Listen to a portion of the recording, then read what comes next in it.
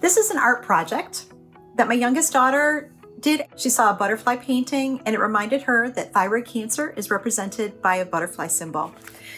And she said, this is meaningful to me because I remember how thyroid cancer affected everyone around me, and we celebrate every time she has a good doctor's checkup. So 10 years ago, I went to the doctor for a routine checkup and she found a lump in my neck. I was told that I had cancer.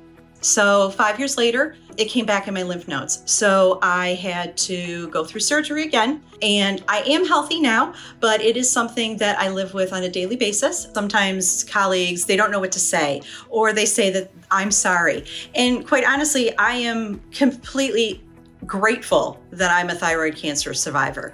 It has given me so many opportunities to meet new people, to learn new things, to give myself to volunteering. There is a life after cancer, and it can be great. I am living proof. My artifact is a piece of original artwork by one of my favorite artists, Stasha Burrington. It is called I Made Me. It, to me, captures what it felt like and what it sometimes feels like to be me, especially as a neurodivergent person.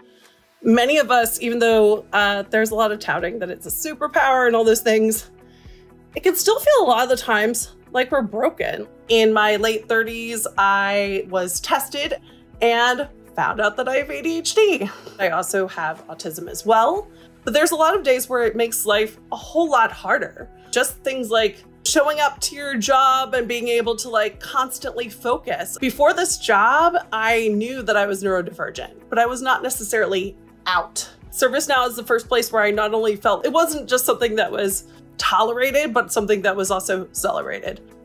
When I was younger, we didn't know that I was autistic, and so we had to work through kind of things like meltdowns and social skills, and it was very confusing because we knew something was different, but we didn't know what it was and didn't have a lot of support. A lot of people look at me and think of me as sort of the studious type, but I actually was hell on wheels in school. Then at 34, I got my diagnosis, and that was revelatory. I finally had a name for what it was, and that diagnosis led me to my community.